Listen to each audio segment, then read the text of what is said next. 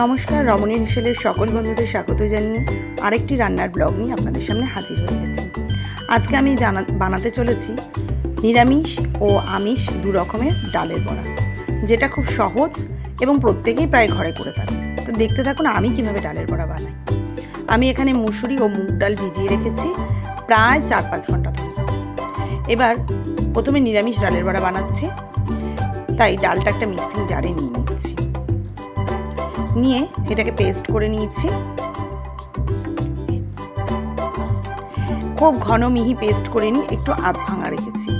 একটু আধা ভাঙা ডালটা পেস্ট করলে সেই বড়াটা খেতে টেস্টি হয়। যেহেতু নিরামিষ তাই এর মধ্যে একটু কালো জিরা দিয়ে দিচ্ছি। দিয়ে দেবো কাঁচা লঙ্কা, নুন, হলুদ।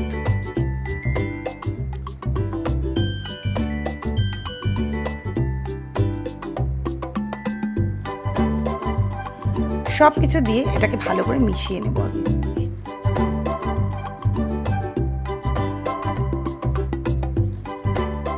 এরপর ভালো করে এটাকে ফেটিয়ে নেব, তাহলে ডালের বড়াটা একটু নরম হয় এবং টেস্টি হয়। এভাবে হাত দিয়ে ভালো করে ডালটাকে ফেটিয়ে নিচ্ছি। ডালটা আমার ফেটানো হয়ে গেছে। এবার গ্যাসে একটা কড়াই বসিয়ে দিয়েছি। কড়াইতে দিয়ে দেবো বড়া ভাজার জন্য সাদা তেল।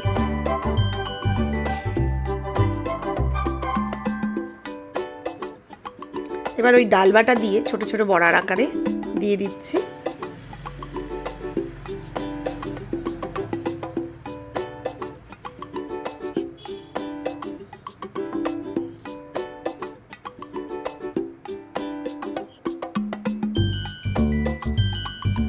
মোটামুটি সবগুলো বড়া আমার দেওয়া হয়ে গেছে এক কড়াইতে। এবার এগুলো উল্টে নিচ্ছি। এক পিঠ ভাজা হয়ে গেছে, আরেক পিঠ ভেজে নেব লাল করে।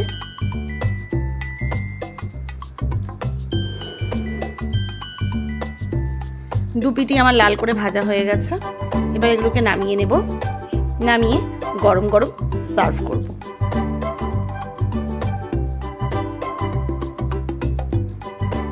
দেখুন তৈরি হয়ে গেছে আমার নিরামিষ ডালের বড়া।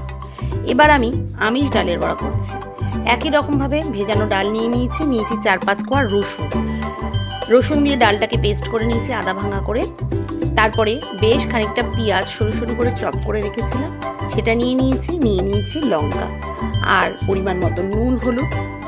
সব কিছু দিয়ে ডালটা ভালো করে মেখে নেব। একটু রসুন দিলে এই ডালের বড়াটায় গন্ধটা বেশ সুন্দর হয়। যদি আপনারা না চান তাহলে রসুনটা স্কিপ করতে পারেন। আমার ভালো লাগে রসুনের গন্ধটা ডালের বড়ায়, তাই আমি দিয়েছি। তবে খুব বেশি দিইনি, 4-5টা দিয়েছি। সব কিছু ভালো করে মেখে নিচ্ছি।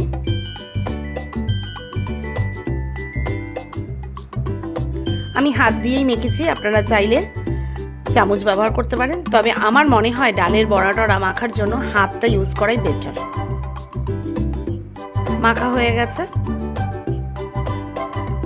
এবার আবারও কড়াইতে তেল দিয়ে ওই একই কড়াইতে যা তেল ছিল তার মধ্যে আরেকটু তেল দিয়ে বড়ার আকারে দিয়ে দিয়েছি।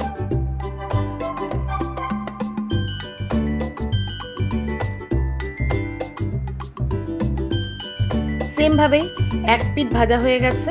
এবার আমি আবার উল্টে নিচ্ছি, আরেক পিঠ উল্টে নিচ্ছি। দু পিঠই আমার লাল করে ভাজা হয়ে গেছে। এবার এগুলো আস্তে আস্তে নামিয়ে নেব।